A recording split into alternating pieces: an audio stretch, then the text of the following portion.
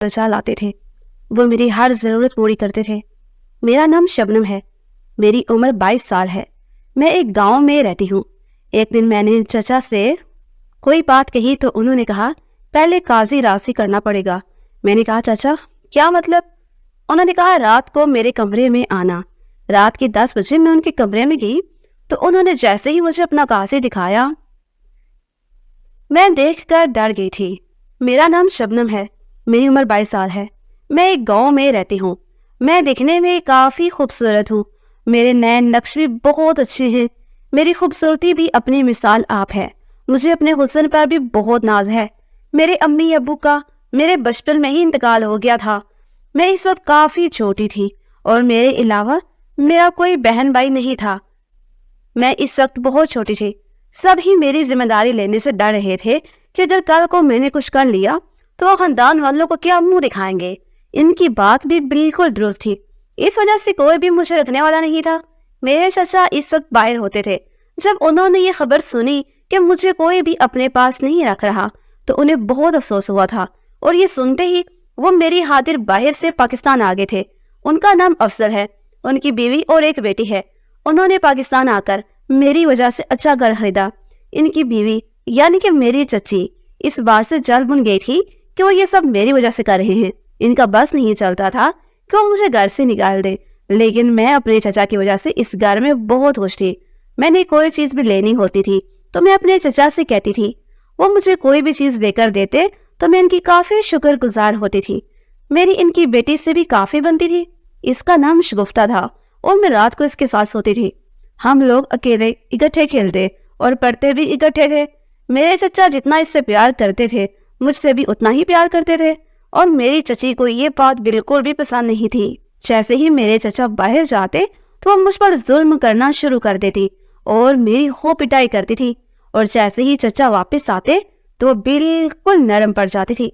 मेरे चचा मुझे देखकर समझ नहीं पाते थे क्योंकि मेरी चची ने मना किया था अगर मैंने चचा के सामने अपना मुंह खोला तो वो मुझे भी मारेंगी और इसी वजह से मैं अपने चचा के सामने बिल्कुल अच्छी दिखती थी, जैसे मुझे कुछ भी ना हुआ हो।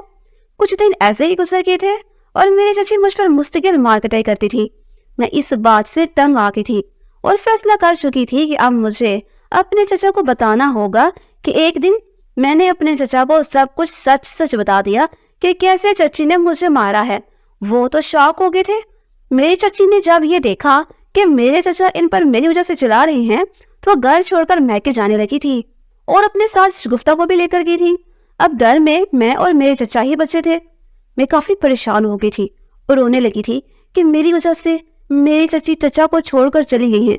मुझे काफ़ी दुख हुआ था और मैं रोने लगी थी, पर चचा ने मुझे जब चुप करवाया मेरे लिए वो कुछ भी करेंगे और मुझे आंसू बहाने की ज़रूरत नहीं है। अब मैं अपने चचा का ख्याल रखती थी और इनकी ज़रूरत के खाने भी बनाया करती थी। मुझसे जो हो सकता था मैं वो करने की कोशिश करती थी। मेरे चचा भी खुश होने लगते थे और कहते थे कि अगर मैं इस तरह काम करती रही तो इन्हें अपनी बीवी की ज़रूरत नहीं पेश आएगी। एक दिन मैं अपने रूम में थी और बहुत आज़ाद फिर रही थी क्योंकि मेरे चचा अचानक रूम में कम ही आते थे, लेकिन इस दिन वो अचानक से रूम में आ गए थे और मुझे इस तरह देखकर इनकी आंखें चमक गई थी। मैं भी डर गई थी कि पता नहीं चचा को क्या हो गया है। फिर मैंने हिम्मत से काम लिया और इनसे पूछा कि क्या हुआ है, तो वो कहने लगे कि मछली लाए हैं इसलिए मेरे खाने के लिए मैं आ जाऊँ। मैं भी इनकी बात मान गई और बाहर आ गई थी। मेरे चाचा मुझे समझ गए थे और कहने लगे कि कुछ भी नहीं होता, मैं इनकी बेटियों की तरह हूँ इसलिए मैं इतनी नर्वस ना हूँ। ये बात सुनकर मैं भी रिलैक्स हो गई थी, पर मेरे चाचा की नीयत बदल गई थी। मुझे इस बात की भनक भी नहीं पड़ी थी। मुझे ये सब महसूस हुआ था जब मैंने अपने चचा से चॉकलेट की फरमाइश की। मेरे चचा ने मेरी फरमाइश सुनी तो पहले तो मुस्कुराने लगे, मुझे चॉकलेट खानी है, लेकिन मुझे कहने लगे कि चॉकलेट एक शर्ट पर मिलेगी।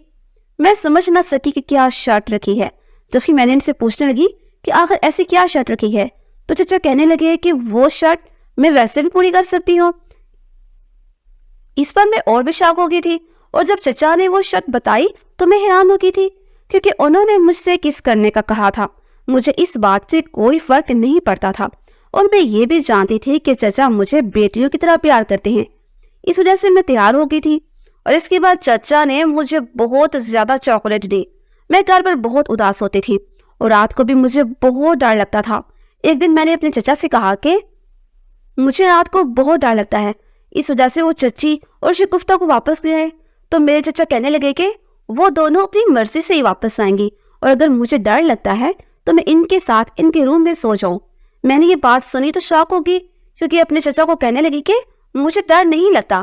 اسی طرح دن گزرتے جا رہے تھے اور مجھے اب چچا سے ڈر لگنے لگا تھا، کیونکہ وہ مجھے عجیب طرح سے دیکھتے تھے اور میرے ساتھ عجیب حرکتیں کرنے لگے تھے۔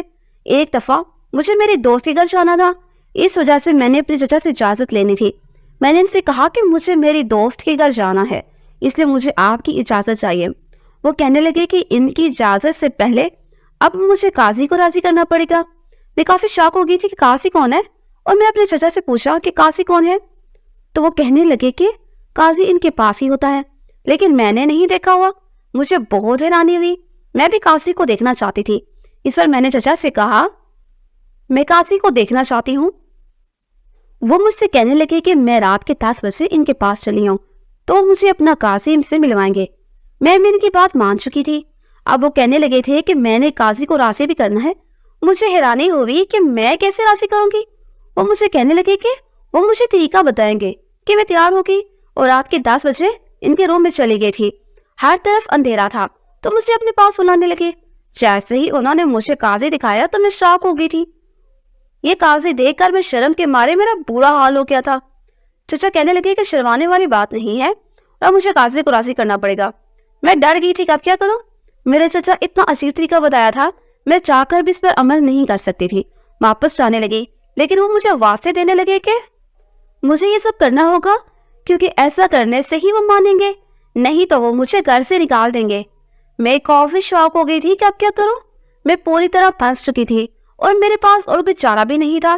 میں تیار ہو گئی تھی، ان کا ساتھ دینے لگی تھی۔ میں نے ان کا کام کیا اور جیسا وہ کہتے تھے میں نے بالکل ویسا ہی کیا، اور وہ رات کو میرے درد بڑی تھی۔ مجھے اپنے امی ابو کی بہت یاد آئی۔ میں کچھ دیر بھی دور ہوئی اور واپس چلی گئی تھی۔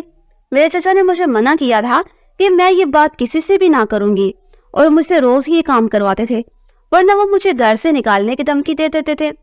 میں بھی ان کی دھمکی سے ڈر جاتی تھی۔ اب میں دعا کرتی تھی کہ جلدی ہی میری چاچی واپس آ جائے اور میں اس سب سے بچ جاؤں۔ کچھ ہی دنوں کے بعد میری یہ دعا قبول ہو گئی تھی، میری چچی واپس آ گئی تھی۔ اب میرے چچا مجھے کبھی بھی نہیں بلاتے تھے۔ میں نے بھی سوچ لیا تھا کہ اپنے پاؤں پہ کھڑی ہو کر میں ان کے گھر سے دور چلی جاؤں گی، لیکن میں جب تک ان کے گھر پر رہتی تھی تو ان کی بات ماننا پڑتی تھی۔ میں اگر ان کی بات نہیں مانتی تھی تو مجھے یوں ہی بولتے تھے میں ان کے گھر سے نکل جاؤں۔ اسی چکر میں میری حالت بھی خراب ہو گئی تھی، اور ایک دفعہ مجھے بہت زیادہ الٹی آئی تھی، جس کی وجہ سے میری چچی نے مجھ پر الزام لگا دیا کہ میرا کسی کے ساتھ چکر ہے۔